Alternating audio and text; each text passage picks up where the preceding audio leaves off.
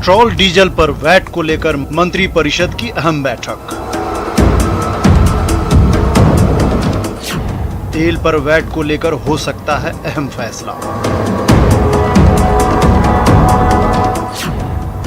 VAT घटा तो राजस्व के नुकसान की भरपाई बड़ी चुनौती। पेट्रोल डीजल सस्ता हुआ तो क्या महंगाई होगी कम? टैक्स को लेकर सियासी बयानबाजी होगी खत्म।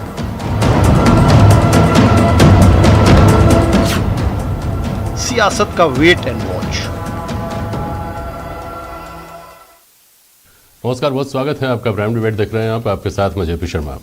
संभावना है कि कैबिनेट की बैठक में सियासत का वेट एंड वॉच खत्म हो जाए।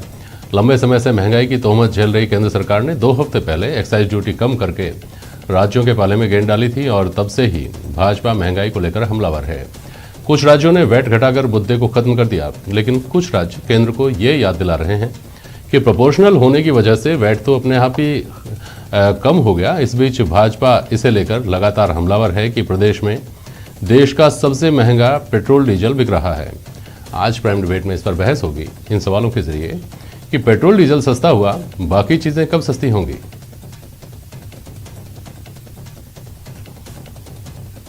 जो दाम कम हुए हैं उनके अब स्थिर रहने की संभावना है या फिर इसे छलांग लगेगी?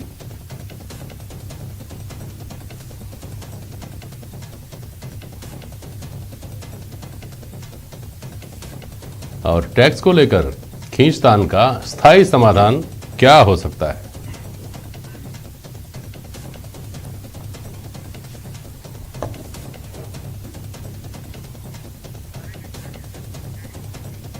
किशोर टाक साहब हैं हमारे साथ, राजस्थान दुकानदार महासंघ के प्रदेश अध्यक्ष हैं आप। सुरेश गर्ग साहब भारतीय जनता पार्टी के प्रवक्ता। स्वर्णिम चतुर्वेदी जी हैं कांग्रेस के प्रवक्ता। और पेट्रोल डीलर एसोसिएशन के अध्यक्ष सुनीत बघेई हमारे साथ जुड़ेंगे थोड़ी देर में। बहुत स्वागत करता हूं फिलहाल सभी का। सबसे पहले स्वर्णिम जी आपके पास आ रहा हूं। उम्मीद लगाई जा रही है कि बहुत जल्द आप जो उल्हान आपको पिछले कुछ दिनों से दिया जा रहा है भारतीय जनता पार्टी की तरफ से, उसको खत्म करेंगे। स्वर्णिम चतुर्वेदी जी। देखिए जेपी जी, निश्चित रूप से हमारे मुख्यमंत्री सार्वजनिक रूप से ये घोषणा कर चुके हैं कि प्रदेश में भी वैट कम होगा, लेकिन बात राजस्थान में वैट की नहीं है। बात यह है कि जो पिछले 1 साल में लगातार बार बार दाम बढ़ाए केंद्र सरकार ने, उसको कब वापस लिया जाएगा। जो वो बढ़ोतरी 1 साल के अंदर की है, अब मैं 7 साल की भी बात नहीं करता, ये तो हमने करनी बंद कर दी। लेकिन एक चीज तो स्पष्ट कर दी है भारतीय जनता पार्टी ने कि पेट्रोल और डीजल के दाम एक तरफ जब बढ़ा रहे थे तब ये कहते थे कि हमारे हाथ में नहीं, हमारे नियंत्रण में नहीं है, पेट्रोलियम कंपनी हमारे नियंत्रण में नहीं है, ना इनके दाम हमारे नियंत्रण में। लेकिन घटाए, उससे ये स्पष्ट हो गया कि जो 50 रुपए की बढ़ोतरी की गई थी पेट्रोल के दामों में और डीजल के दामों में 40 रुपए की, निश्चित रूप से उसमें जो है ये लूट थी और लूट के अलावा इसको और कोई संज्ञा दी ही नहीं जा सकती। और सबसे बड़ी बात है, हमारे मुख्यमंत्री जी ने तो ये भी पूछा है कि आप सिर्फ इतना सा बता दें कि आप क्योंकि ये अभी जो नाकाफी है, जो घटाया है 10 रुपए और 5 रुपए, ये नाकाफी है। कम से कम 25 और 15 रुपए घटाएं और देश के सामने ये एक वादा करें कि अब 1 साल तक दोबारा नहीं बढ़ेंगे। चुनाव संपन्न हुए यूपी में, उसके बाद नहीं बढ़ेंगे। जो प्रतिदिन 40 पैसे, 50 पैसे, 1 रुपया, कभी 10 रुपए, कभी 12 रुपए से बढ़ा देते थे। तो ये लूट कैसे बंद होगी, इसका समाधान या इसका आश्वासन प्रधानमंत्री जी को देना चाहिए। और एक जो भारतीय जनता पार्टी द्वारा बार बार ये मुद्दा उठाया जाता है, लेकिन कभी ये नहीं कहते कि जो 50 रुपए जब बढ़ाया था तो उसको घटाया क्यों नहीं। आपने केवल 5 रुपए 10 रुपए घटा करके इतिशी कर ली। जबकि आप देखें राजस्थान में, जो आपने अभी ये बात कही कि कंपैरेटिव हमारे जो है वैट ऑलरेडी कम हो जाता है। राजस्थान में जब 10 रुपए केंद्र सरकार ने अगर घटाए हैं पेट्रोल पर, डीजल पर, तो हमारे यहाँ 12.5 रुपए कम हुआ है। तो सारे प्रदेशों में ही कम हुआ है ना? नहीं, सारे प्रदेशों में नहीं। आपको उदाहरण देता हूं, उदाहरण देखिए। हरियाणा में वैट भी कम हुआ और एक्साइज भी कम हुआ, लेकिन उसके बावजूद भी जो कमी आई है कीमत में, वो केवल 12 रुपए आई है और राजस्थान में आई है 12.5 रुपए। तो हमने तो ये कहा कि अगर ये कमी लाते हैं तो हमें जो आज तो 1800 करोड़ का नुकसान हो रहा है, वो उसके अलावा अगर जो हमने बताई है उतनी कमी आती है और 3000 करोड़ का भी नुकसान होता है, राजस्व की आय प्राप्ति कम होती है, हम उसको भी वहन करने के लिए तैयार हैं, क्योंकि हम जनता का हित चाहते हैं। इसीलिए हमने 29 जनवरी को, जब पूरे देश में केंद्र सरकार द्वारा पेट्रोल डीजल के दाम पर लूटा जा रहा था, तब भी हमने रियायत दी थी, 3 रुपए और 3 रुपए 80 पैसे हमने घटाए थे, तब तो कोई नहीं बोला। ना भारतीय जनता पार्टी ने कहा कि केंद्र सरकार जो है राजस्थान सरकार का अनुसरण करे। आज किस मुंह से ये कहते हैं कि साहब यहां राजस्थान सरकार पर आरोप लगाते हैं, जबकि यह साबित कर दिया केंद्र सरकार ने पेट्रोल डीजल के दाम तो इन्होंने बढ़ाए। सुरेश गर्ग साहब बोलिए। देखिए, आज राजस्थान में पूरे हिंदुस्तान के अंदर सबसे महंगा पेट्रोल और डीजल मिल रहा है। इसके बावजूद भी मेरे साथी ये बोल रहे हैं कि साहब केंद्र सरकार एक्साइज ड्यूटी कम करे। अरे केंद्र सरकार एक्साइज ड्यूटी कम कर भी देगी तो भी राजस्थान वालों को फायदा नहीं होगा जब तक राजस्थान के अंदर वेट कम नहीं होगा। जब तक राजस्थान का वेट सबसे ज्यादा हिंदुस्तान में सबसे ज्यादा रहेगा तब तक राजस्थान के लोगों को फायदा नहीं होगा। जनता दूसरे राज्यों से डीजल पेट्रोल भर के लाएगी और राजस्थान में अपना यूज करेगी। और जहां तक ये 50 रुपए की बात कर रहे हैं, आज सेंट्रल गवर्नमेंट का एक्साइज ड्यूटी मात्र 32 रुपए 90 पैसे, उसमें भी हमने 5 रुपए कम करके 27 रुपए 90 पैसे कर दिए। डीजल के अंदर 31 रुपए 80 पैसे, उसमें 10 रुपए कम करेंगे, 21 रुपए 80 पैसे कर दिए। तो कहां हमारे 50 रुपए 60 रुपए की बात करते हैं। एक्साइज ड्यूटी फिक्स होती है, जबकि वेट जो है वो परसेंटेज पे आता है।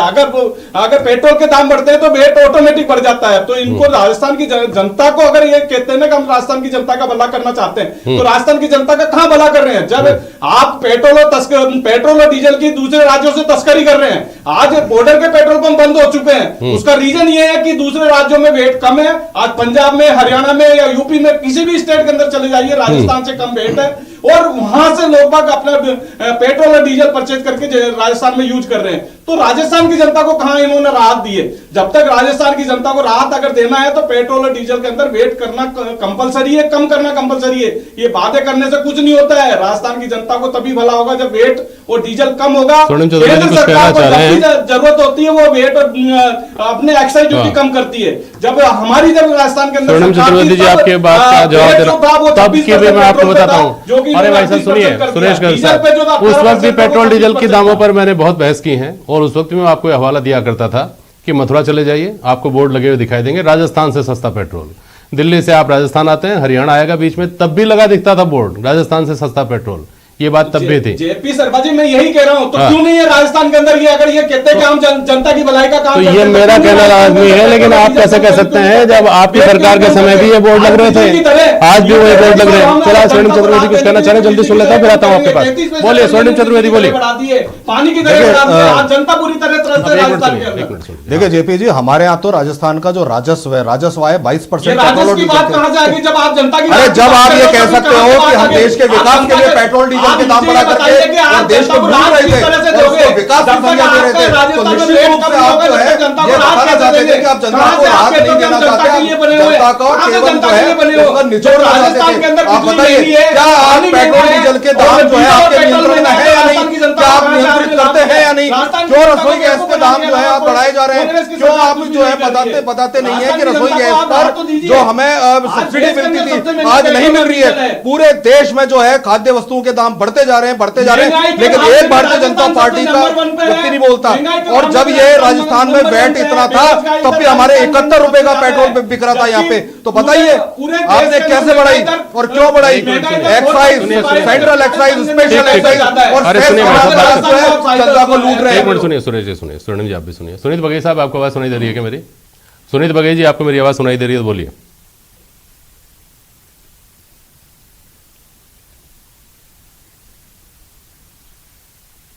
इतने वरिष्ठ सदस्य हैं दोनों पार्टियों के, मैं कुछ आंकड़े प्रस्तुत करना चाहता हूं जिससे ये स्थिति स्पष्ट होगी कि हमारे यहाँ टैक्स की रेट क्या होनी चाहिए। मैंने आज सीएम महोदय के समक्ष ये पेश किया है कि पंजाब हमसे 1/3 हिस्सा है, हरियाणा हमसे 1/3 हिस्सा है। आज से 10 वर्ष पूर्व जो हमारी बिक्री थी वो आज घट के लगभग 30% कम हो गई है। एक और पूरा भारतवर्ष प्रगति कर रहा है, हर वर्ष बिक्री बढ़ रही है और हमारे यहाँ बिक्री 30% घट गई है।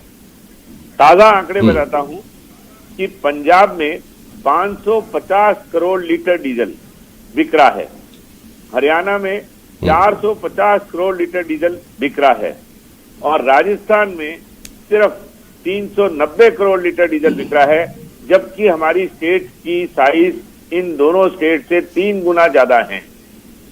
अगर अगर ये ध्यान रखें, और मैंने आंकड़े दिए हैं कि 40% बिक्री केवल पंजाब हमारे राजस्थान की कर रहा है। अगर वो हमारे पास वापस आ जाए तो हमें 220 करोड़ लीटर अधिक बिक्री होगी। 30% सेल हरियाणा हमारी कर रहा है। अगर वो वापस आ जाए तो एक आम आदमी की क्वेरी है मेरी बात सुनिए। क्या ये जो आप बता रहे हैं कि वहाँ पर ज़्यादा बिक्री है, हमारे यहाँ कम बिक्री है, तो जो मालवाहक जो व्हीकल्स हैं वही वहाँ से डीजल पेट्रोल भरवा रहे हैं ना, यहाँ का आदमी तो वहाँ जाकर भरवा नहीं रहा। तो क्या ये जो फर्क है इतना बड़ा आंकड़ों में जो आप बता रहे हैं, ये इस वजह से है कि सीमावर्ती जिलों के लोग दूसरे राज्य में जाकर पेट्रोल भरवा लेते हैं, या फिर जो ट्रांसपोर्टर्स हैं या जो ट्रांसपोर्टेशन के काम जो साधन आते हैं वो वहाँ से पेट्रोल भरवा के आते हैं या जाकर वहाँ भरवाते हैं? ऐसा है क्या? इतना फर्क इसलिए आ जा रहा है क्या सुनीत बघेल साहब, या आम दिनों में भी फर्क रहता ही है इतना? नहीं सर, 3 तरह के काम हो रहे हैं। एक तो राजस्थान में से जो भी ट्रक गुजर रहा है वो यहाँ से डीजल नहीं ले रहा है, वो हरियाणा या पंजाब जहाँ जा रहा है वहां से डीजल ले रहा है, और उसने डबल टंकी लगा रखी है, वहां से डीजल लेके सीधा वापस गुजरात की तरफ निकल जाता है, उसको डीजल रास्ते में नहीं लेना पड़ता। दूसरी बात, आपके जितने भी गाड़ियां रोडवेज समझ लीजिए और गाड़ियां समझ लीजिए जो दिल्ली की तरफ जा रही हैं वो सब हरियाणा से डीजल ले रही हैं। तीसरी बात, अनऑथराइज्ड एक पूरा का पूरा माफिया गैंग सेटअप हो चुका है, जो कि जिस तरह से बजरी बिकती है उसी तरह से आज की डेट में डीजल में ज्यादा कमाई हो गई, क्योंकि आज की डेट में 20 रुपए लीटर का अंतर हो चुका है। अगर आप देखें तो इतनी बड़ी रकम के अंतर में एक ड्रम या एक 50 लीटर का जेरिकेन भी कोई भर के लाता है तो लगभग 1000 रुपए का फर्क है उसके पास। तो जो आंकड़े में प्रस्तुत कर रहा हूँ आपके पास वापस आता हूँ। मुझे ये समझाइए किशोर टाक साहब, पेट्रोल डीजल के दामों में कमी हुई तो इसके साथ साथ ये राहत की सांस लोगों ने ली कि साहब अब महंगाई कम हो जाएगी। क्यों राहत की सांस ली? क्योंकि ये जो रोज़ रोज़ दरें बढ़ने का सिस्टम शुरू हुआ है अंतर्राष्ट्रीय बाजार के साथ जोड़ करके, उससे पहले का जो समय था उसमें 50 पैसा 1 रुपया अगर पेट्रोल डीजल में बढ़ जाता था ना तो ये हो जाता था अब महंगाई बढ़ जाएगी। 2 रुपये अगर बढ़ गए डीजल में तो ये हो जाता था कि महंगाई बढ़ जाएगी। अब तो खैर 20-30 रुपये बढ़ चुके और वो दौर ही बहुत पीछे छूट गया। लेकिन अब ये जो कमी हुई थी एक सिग्निफिकेंट कमी मानी जा रही थी और होने की संभावना है राजस्थान सरकार अगर वैट कम करती है तो इसका बाजार पर असर क्यों नहीं दिखा या कब तक दिखेगा? टाक साहब।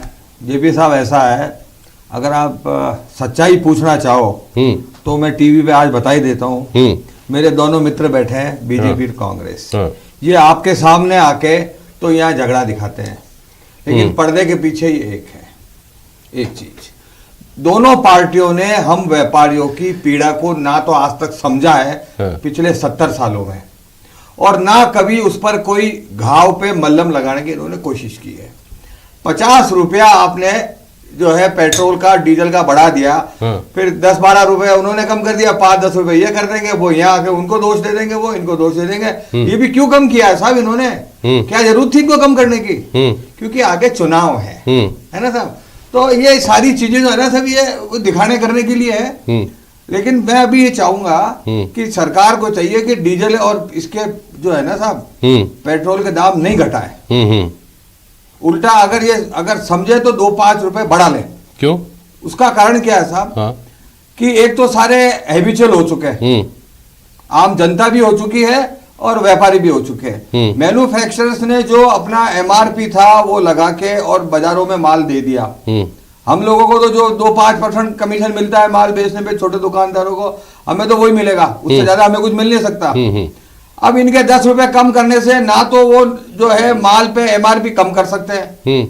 अब जैसे मान लो फॉर एग्जांपल कोई चीज अभी 50 रुपए की है, अब इन्होंने आज 10 रुपए कम कर नहीं आप नहीं कर सकते, आप उसके एमआरपी कम नहीं कर सकते। लेकिन एक मिनट बाद मेरी बात सुनिए। अब मैं क्यों ये कह रहा हूँ, आप दाम कम मत करो, आप बढ़ा दो दाम, और उस पैसे का ईमानदारी से आप जैसे मान लो 500 करोड़ रुपए आपका इकट्ठा हो गया, आज आप 10 रुपए कम कर रहे थे ना, हम कह रहे हैं आप 5 रुपए बढ़ाओ, 15 रुपए हो गए, तो आपके पास मान लो 5000 करोड़ रुपए इकट्ठा हो गया, तो 5000 करोड़ रुपए का आप मल्लम खरीदिए।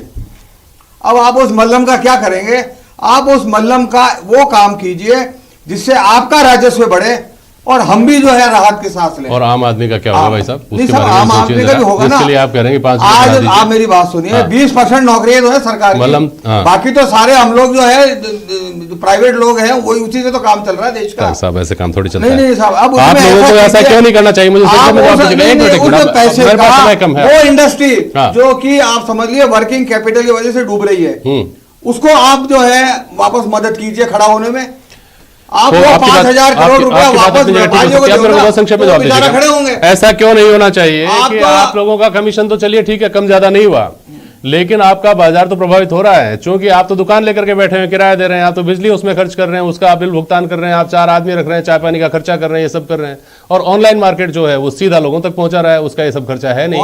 तो आप कंपनियों से क्यों नहीं मांग करें जिनका माल आप बेचते हैं कि भैया कम करिए, अब तो ट्रांसपोर्टेशन सस्ता हो गया। कंपनियां जो है ना साहब, सुनिए, ये सारी इनसे ऑलरेडी टाई अप है। अच्छा, इनके साथ में, क्योंकि ऑनलाइन के 5 आदमियों को व्यापार दे रही है सरकार और उनको रोक भी नहीं रही है। ठीक है। मैंने पिछले आपके यहाँ ये कहा था कि इनके ऊपर 25% आप एक्स्ट्रा लगा दीजिए। ठीक है। अब माल महंगा होकर बिकना बंद हो जाएगा। गर्ग साहब, सवाल यह है कि राहत तो दे दी, अब आगे क्या है? मुझे थोड़ा सा ये समझा दीजिएगा बहुत ही स्पेसिफिक तरीके से कि पेट्रोल डीजल के जो दाम बढ़े थे, आपने एक तर्क दिया कि अंतर्राष्ट्रीय बाजार से जुड़ गए, वहां बढ़ेंगे तो यहां भी बढ़ेंगे, वहां घटेंगे तो यहां भी घटेंगे। दूसरी बात आपने कही कि राजस्व का इस वक्त इंतजाम हमको एडिशनल करना था, चूंकि कोरोना आ गया और 80 करोड़ लोगों को आपको खाना पहुंचाना था फ्री में। तीसरी बात आप लोगों ने कही कि ऑयल बॉन्ड। अब मुझे बताइए कि इसमें से किस मोर्चे पर समझौता करके तो दाम घटाए गए और अब ये कैसे स्थिर रहेंगे? अंतर्राष्ट्रीय बाजार की बात तो रूल आउट हो गई, चूंकि अंतर्राष्ट्रीय बाजार में तो दाम गिर रहे थे और यहां तो दाम बढ़ रहे थे, तो वो बात तो खत्म हो गई। ऑयल बॉन्ड का घाटा पूरा हो गया कि नहीं हो गया? 80 करोड़ लोगों को जो खाना खिला रहे हैं उसका क्या हिसाब किताब है, वो कब तक चलेगा? तो कुछ तो बताइए रोड मैप आगे का कि तब तक तो आपको इतना ही भुगतान करना पड़ेगा। देखिए, हम जो भी मोदी सरकार है वो जनता के हित के लिए बनी हुई है, जनता के हित के लिए जो भी है फैसले लेते रहेंगे। और आप जहां तक एक्साइज ड्यूटी की बात अगर एक्साइज ड्यूटी की और अगर कम करने की जरूरत होगी तो हम निश्चित रूप से एक्साइज ड्यूटी कम करेंगे। देखो, इंटरनेशनल मार्केट से बिल्कुल सिचुएशन सही है कि आज $84 प्रति बैरल का भाव चल रहा है। जब हमने एक्साइज ड्यूटी लगाई थी उस टाइम पे $40 प्रति बैरल था, तो $40 प्रति बैरल था। तो इसलिए निश्चित रूप से आने वाले टाइम के अंदर आने वाले टाइम में और राहत दी जाएगी। लोगों का खाना हो गया ना, अब तो नहीं बचा ना। अब तो ऐसा नहीं होगा कि आप सुनिए मेरी बात, आपने 10 रुपए कम कर दिए, 15 रुपए कम कर दिए, 5 रुपए कम कर दिए साहब, एक साल में 27 रुपए बढ़ गए। तो इनको वापस क्रॉस करके इससे भी आगे निकल जाने में कितना वक्त लग जाएगा? सुनिए, मैं कह रहा हूं कि हमारा मानना यह है कि हमारे पहले भी जो पेट्रोलियम मिनिस्टर थे उन्होंने भी कहा था कि पेट्रोल और डीजल को जीएसटी में आना चाहिए। तो हमारा ये मानना कि आने वाले दिनों में अगर पेट्रोल और डीजल जीएसटी में आ जाएंगे, ऑटोमेटिक पेट्रोल और डीजल के भाव कम हो जाएंगे। चतुर्वेदी, राजस्थान की बात है, राजस्थान में रेट कम कर दीजिए। 2 सप्ताह पहले 10 और 5 रुपए की कमी की गई, जिसको आप कहते हैं कि ये तो कुछ भी नहीं है, ये तो कॉस्मेटिक तरीका था केवल लोगों को भरमाने का। इस भरमाने के ऊपर भारतीय जनता पार्टी ने इतना बड़ा आंदोलन खड़ा कर रखा है और इस मुद्दे को लेकर आप लोग जनता के बीच में अभी तक उस दमदार तरीके से नहीं जा पाए कि सरकार को झुकना पड़ जाए। स्वर्णिम चतुर्वेदी जी, देखिए जेपी जी, ये जो आज जो ये दामों की कमी हुई है, ये हमारे आंदोलन के कारण हुई है। हमारा आंदोलन तो पिछले 3 महीने से चल रहा है, लगातार चल रहा है। खुद बोल रहे हैं चुनाव के कारण हुई है, आप कह रहे हैं आंदोलन के कारण हुई है। हमारे आंदोलन के कारण पंजाब में परिणाम, इनका अगर चुनाव के कारण हुई है तो आपका क्या हाल है? आप पंजाब में क्यों कम कर रहे हैं? कांग्रेस शासित प्रदेश है, वहां राजस्थान। मैं इसका स्पष्ट जवाब दे देता हूँ। देखिए जेपी जी, 2 चीजें हुई हैं। एक तो आप पंजाब के बात कर रहे हैं कम क्यों की है, और मैं जो अभी बीजेपी ने जो कम की, देखिए बीजेपी ने दरें कम की, हमारा लगातार आंदोलन चल रहा था, लगातार हम जनता के बीच थे और उसका परिणाम इनको चुनावों में देखने को मिला। हिमाचल और राजस्थान में जो चुनाव परिणाम आए उससे व्यथित होकर के भारतीय जनता पार्टी ने कदम उठाया। लेकिन मैं एक बात कहता हूं, सीधी सी बात है, जब 3.5 रुपए और 9.5 रुपए जब एक्साइज ड्यूटी लग रही थी तब भी देश में जो है असेट्स का निर्माण हो रहा था। आज 32 रुपए और जो है 31 रुपए लगा करके भी ये असेट्स बेच रहे हैं और असेट्स बेचने के बाद भी देश का विकास नहीं कर पा रहे। इसलिए निश्चित रूप से, अरे हमारे यहाँ तो जब इतना बैठा कि राजस्थान में अब सरकार, अब आम आदमी को कितनी राहत मिलती है, कब राहत मिलती है। बहुत शुक्रिया आप सभी का आज प्राइम डिबेट में शामिल होने के लिए। आज के लिए बस इतना ही, नमस्कार।